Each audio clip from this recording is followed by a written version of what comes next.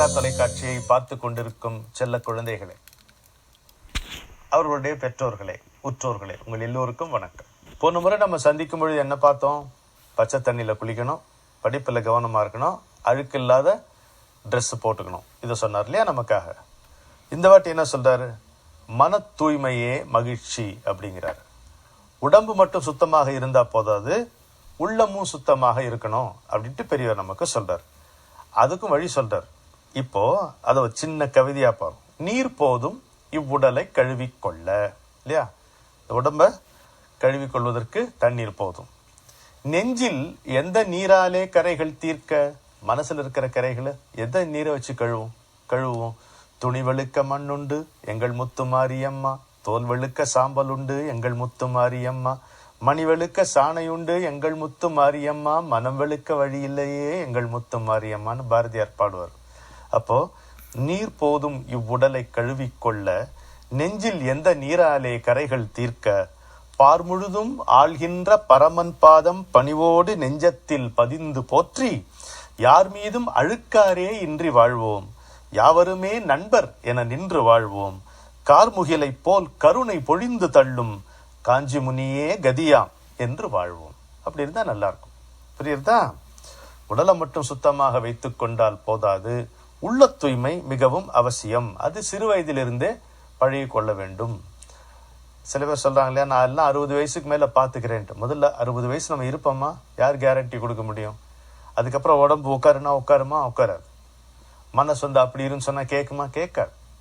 எல்லாம் சின்ன வயசுலயே பழகிக்கணும். நீங்க பெரியவர்களான அப்புறம் என்னெல்லாம் செய்யணும்னு நினைக்கிறீங்களோ அதுக்கு உண்டான தயாரிப்பு, திட்டம், ப்ரிப்பரேஷன் அதெல்லாம் இப்பவே செய்யணும். இல்லைன்னா அப்புறம் செய்யவே முடியாது. சரியா? நான் 30 வயசுக்கு மேல எக்ஸசைஸ் பண்றேன்னு முடியும். இப்ப பண்ணணும். நான் 40 வயசுல விளையாடிக்கிறேன், இப்ப விளையாடணும். நான் 50 வயசுல படிச்சுக்கிறேன், முடியவே முடியாது. இப்ப படிக்கணும். அப்ப படிச்ச தூக்கம் வந்துடும். இப்ப படிச்சா தெளிவா இருக்கும். சரியா? இப்போ உள்ளத்துல எது அழுக்கு? உடம்புல அழுக்கு பார்த்தாலே தெரியுது நமக்கு. we can feel it. உள்ளத்துல எது அழுக்கு? தப்பான எண்ணங்கள், bad thoughts. நெகட்டிவ். எது bad thoughts? anything which is negative is a bad thought. what is a negative thought? எது நமக்கு நம்மளை முன்னேற விடாதோ அது நெகட்டிவ் தாட். எது நமக்கே சரியில்லைன்னு படுறதோ அது நெகட்டிவ் தாட். படும் நமக்கு. பட்டுட்டு அதை நம்ம கவனிக்காம இருக்கலாமே தவிர, ஒரு தப்பான தாட்னா நமக்கே தெரியும் இது தப்பு அப்படின்ட்டு. ஸோ அந்த நெகட்டிவ் தாட், தவறான எண்ணங்கள், ஏன் அது பிரச்சனை? ஏன் அது அழுக்குன்னு சொல்றாரு பெரியவா? ஏன்னா அது தாட்டோட நிற்காது, அது ஆக்ஷனுக்கு போகும். ஒரு bad thought will try to push you into bad action, improper inappropriate action. அதனால அது தவிர்க்கணும் அப்படிங்கிறார். தவறான எண்ணங்கள், அவை தூண்டும் செயல்கள், இது மனசுல அழுக்காகிறது. அப்ப என்ன பண்றோம்? செஞ்சிடறோம். ஒரு பேட் தாட் வருது, சின்ன வயசு தானே, செஞ்சிடறோம், ஏதாவது ஒரு தப்பு பண்ணிடுறோம். அதுக்கப்புறம் ஒரு விளைவு இருக்கு. அதைத்தான் பெரியவர் சொல்றார். அந்த அழுக்கை மறைக்க முயல்கிறோம்ங்கிறார். we are trying to hide our mistake from others. ஒரு தப்பு பண்றோம், நமக்கு ஏன் ஹைட் பண்றோம்? நமக்கே தெரியும் அது தப்பு. இல்லைன்னா ஹைட் பண்ணுவோமா? நீங்க சூப்பரா மார்க்ஸ் வாங்குறீங்கன்னு வைங்க கிளாஸ்ல, will you hide it from your parents or from anybody? சரி, ஏதோ ஒரு டெம்டேஷன், பக்கத்து பையனுடைய பென்சிலை நீங்க எடுத்துன்னு வந்துடுறீங்க வீட்டுக்கு. will you show it? No, you won't. நல்ல மார்க்ஸ் வாங்கினா you will not hide it. இன்னொருத்தருடைய பொருளை தப்பா எடுத்துன்னு வந்துட்டா you will not show it. ஏன்னா you will know, you yourself know that it is not correct, it is bad அப்படின்னு தெரியும். அதுதான் சொல்றாரு. ஒரு தப்பா எண்ணம் வருது, அப்புறம் தப்பா ஒரு ஆக்ட் பண்றோம், நம்ம ஒரு செயலில் ஈடுபடுறோம், அதை மறைக்க முயல்கிறோம். அழுக்கை மறைக்க முயல்கிறோம். எதனால மறைக்க முயல்கிறோம்? அச்சம், பயம் இருக்கு இல்லையா? தப்புன்னு தெரியாதனால வர பயம். எப்படி? அப்புறம் இந்த பொய், அதனால பொய் சொல்கிறோம். பொய்ய சொல்லித்தான் அதை மறைக்க. நீ எடுத்த இல்லையே, இந்த பதட்டத்திலே தெரியும் நம்ம தான் எடுத்திருக்கோம்ட்டு, இல்லையா? இல்லையே அப்படின்போது தெரிஞ்சு போயிடும் நம்ம தான் எடுத்திருக்கோம் அப்படின்ட்டு. ஸோ இந்த பொய் மூலம் இதை மறைக்க முயலும் பொழுது பொய்யும் ஒரு அழுக்காகிறது. முதல்ல தவறான எண்ணம். ஒருத்தர் பென்சிலை அவருடைய பென்சிலை அவருக்கு தெரியாம எடுத்தான், அது தப்பு. அதை மறைக்கிறோம்.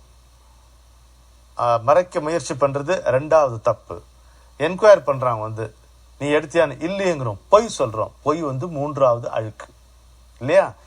தவறான செய்கை ஒரு அழுக்கு, அதை மறைக்க முயல்வது இன்னொரு அழுக்கு, அதை மறைப்பதற்காக பொய் சொல்வது மூன்றாவது அழுக்கு. அப்போ மேலும் மேலும் அழுக்கு சேர்க்கிறது. என்ன செய்யறது? இப்போ நம்ம கேட்குறோம். அது வந்து பெரியவா என்ன சொல்றார், ஒரு நல்ல சோப்பு இருக்கு இந்த அழுக்கு தேய்ச்சி வெளியில தள்ளுறதுக்குங்கிறார். அப்படியே? ஆமாம்மா, உடம்புக்கு சோப் போடுறோம் இல்லையா, நல்லா தண்ணி விட்டு சோப் போட்ட அழுக்கெல்லாம் போறது இல்ல, அது மாதிரி உள்ளத்திற்கு உகந்த சோப் ஒன்று இருக்கு. என்ன? அதுக்கு பேர் தான் பிரார்த்தனை. பிரார்த்தனை, பிரேயர்ங்கிறார். பிரேயர் பண்ணா சரியா இருக்கும். அந்த தேவையில்லாம அர்த்தமற்ற அச்சம் வேண்டாம். அப்படியா? என்ன செய்யணும் பெரியவா அப்படின்னு கேட்டா, ஒரு தப்பு பண்ணிட்டியா ஒத்துக்கோங்கிறார். தவற ஒப்புக்கொள்ளுங்கள். அப்படி? ஆமா, வேற வழியே கிடையாது. தவற ஒப்புத்துட்டா நமக்கே வந்து திரும்ப செய்யணும்னு தோணாது. சரி, நான் தவற ஒத்துக்கிட்டாலும் அவன் தண்டிச்சா வாங்கிக்கோன்றார். ஏன்னா தண்டிக்கக்கூடிய உரிமை பெற்றோர்களுக்கு உண்டு, ஆசிரியர்களுக்கு உண்டு, பெரியவர்களுக்கு உண்டு. நாம தவறு செய்தால் தண்டிக்கக்கூடிய உரிமை யாருக்கு? அம்மா அப்பாவுக்கு உண்டா இல்லையா? அண்ணாக்கு அக்காக்கு உண்டா இல்லையா? உண்டு. ஆசிரியர்களுக்கு உண்டா இல்லையா? உண்டு. ஆனால் ஒரு வாட்டி தவறு பண்ண ஒத்துனுட்டா நிம்மதி. மேலும் மேலும் பொய் சொல்லி மேலும் மேலும் அழுக்க சேர்க்க வேண்டிய தேவையே இல்லை. தண்டனையை அனுபவித்தால் தவறில்லை. தண்டனையை அனுபவிப்பது அவமானமே கிடையாது. அதுவும் நம்மளே ஒத்துக்கொண்டு தண்டனை அனுபவிப்பதுல அவமானமே கிடையாது. பெரிய ரிலீஃபா இருக்கும். அதுக்கப்புறம் டென்ஷனே இருக்காது, நிம்மதியா இருக்கலாம். சரியா? இது ஒண்ணு பார்த்துக்கணும். இந்த அது உள்ளத்துல எது அழுக்குன்னு பார்த்தோம். அதுக்கு உகந்த சோப் வந்து பிரார்த்தனை தான் அப்படின்னு பார்த்தோம். அடுத்து என்ன சொல்றாருன்னா, இந்த பொறாமை, போட்டி இதெல்லாம் இருக்கக்கூடாது. நம்ம ஸ்கூல்ல இன்னொருத்தன் வந்து வசதியா இருக்கான், நல்ல ட்ரெஸ் போட்டுக்கிறான், அவன் கார்ல வரான், இதுக்கெல்லாம் நம்ம பொறாமப்படவே கூடாது. எதுல போட்டி இருக்கலாம் பின்ன அப்படின்னு கேட்டா, மார்க் வாங்குறதுல போட்டி இருக்கணுங்கிறார். அவன் 90 வாங்கினான்னா நம்ம 95 வாங்கும். அதான் ஹெல்தி காம்படிஷன். Healthy competition. ஒருத்தன் கார்ல வரானே நம்ம நடந்து வரோமேங்கிறது வந்து பொறாமை. அங்க காம்படிஷன் எதுவும் கிடையாது. சரியா? மூன்றாவது இன்னைக்கு என்ன சொல்கிறார் அப்படின்னு கேட்டா, ஓடி விளையாடணுங்கிறார்.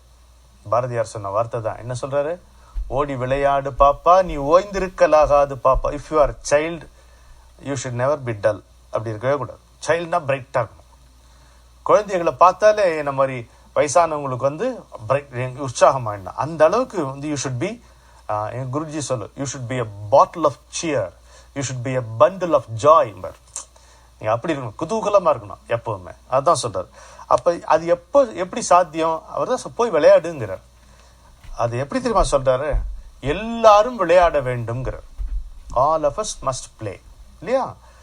ஏன் அப்படின்னு கேட்டா, விளையாட்டுனால்தான் அவுட்டோர் கேம்னா வீடியோ கேம் கிடையாது. அது ஒரு எந்த விதமான இம்ப்ரூவ்மெண்ட்டும் அதில் வராது. புரியுதா? உங்க கண் பார்வை தான் கொஞ்சம் மங்கி போகும். அப்புறம் பெருசா கிளாஸ் போட்டுப்பீங்க. அது கிடையாது. அவுட்டோர் கேம் வெளியில போய் ஓடி ஆடி விளையாடணும். மரத்தில் ஏறி தொங்கணும், மாங்காய் அடிச்சு திங்கணும், தோட்டக்காரன் பார்க்க கடிச்சு காட்டணும், அவன் துரத்த ஓடணுன்ட்டு இருக்கணும். அது மாதிரி கிரிக்கெட் விளையாடுங்க, கபடி விளையாடுங்க, ஹாக்கி ஓடி பிடிச்சி விளையாடுங்க. அந்த மாதிரி அப்பதான் நமக்கு வந்து உடம்பு வந்து உறுதியா இருக்கும். அதை விட அபண்டன்ட் ஹாப்பினஸ் வரும். நல்லா ஓடி விளையாடுனீங்க வச்சுங்களேன், யூ வில் பி ஹாப்பி. நல்லா உள்ளம் வந்து மகிழ்ச்சியா இருக்கும். உடம்பை உறுதியாகவும் உள்ளத்தை மகிழ்ச்சியாகவும் வைத்துக் கொள்ள வேண்டும் என்றால் ஓடி விளையாட வேண்டும். உள்ளத்தை தூய்மையாக வைத்துக் கொள்ள வேண்டும் என்றால் பிரார்த்தனை செய்ய வேண்டும். இல்லையா? போட்டி, பொறாமை இருக்கவே கூடாது. போட்டி என்பது மதிப்பெண்கள் வாங்குவதில் மட்டும்தான் இருக்க வேண்டும். சரியா? தெளிவா புரியுதா? சரி. அப்ப இன்னொன்னு வைக்கிறார். விளையாட்டுலயும் போட்டி இருக்கத்தானே செய்யும். நம்மோட நல்லா விளையாடுறான், ரேஸ்ல ஜெயிச்சுட்டான் ஒருத்தன், நம்ம காட்டுல இன்னொருத்தன் நல்லா விளையாடினா நம்ம தோற்கடிச்சு ஒருத்தன் ஜெயிச்சா அவனை கண்டு பொறாமைப்படக்கூடாது. அவனை வந்து நண்பனாக்கி கொள்ள வேண்டும், அவனுடன் நட்பு கொள்ள வேண்டும். ரொம்ப முக்கியமான ஒரு ஸ்ட்ராட்டஜி சொல்றார். விளையாட்டா இருந்தாலும் சரி, படிப்பா இருந்தாலும் சரி, நம்மோட ஒருத்தன் மேலா இருக்கான் வச்சுக்கோ, a person who is more successful, more talented than us, அவனை ஃப்ரெண்ட் ஆக்கிக்கணும். அவங்க கூட we should have friendship. ஏன்னா we will know how he is successful. என்னால் இவ்வளவுதான் முடிஞ்சது, அவனால இதோட ஒரே கிளாஸ்ல தான் இருக்கும், ஒரே வயசு, ஒரே விதமான சிலபஸ் தான், ஒரே விதமான டீச்சர்ஸ் தான். அவனால் மட்டும் ஏன் அப்படி முடியறதுன்னு நம்ம தெரிஞ்சுக்கலாம். We can learn a lesson from winners. We can learn a lesson from winners. அதனால always be in the company of winners. அதுதான் நமக்கு வந்து வெற்றி பெற்றவர்களுடைய இருந்தோம்னா நமக்கு அதுவே உந்து சக்தியாக அமையும், நமக்கு உற்சாகம் கொடுக்கும்.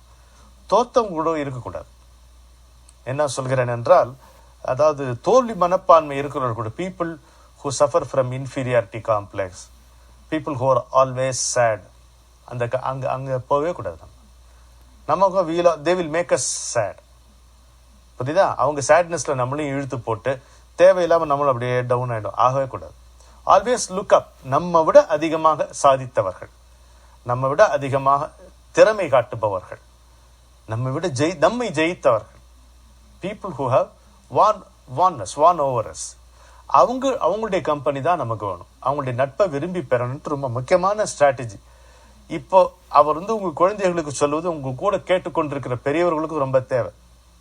இன்னைக்கு கார்பரேட் ஹவுசஸ்ல, பிசினஸ்ல கூட பெரியவா சொல்ற இந்த ஸ்ட்ராட்டஜி, இந்த கான்செப்ட் வந்து ரொம்ப முக்கியமானது.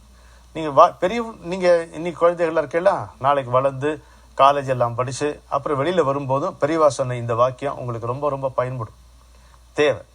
யாரு வின்னரோ அவனை வந்து உங்க நண்பன் ஆக்கிக்கிட்டு மறக்கவே மறக்காது. திருப்பி திருப்பி சொல்றேன், always make a winner your friend.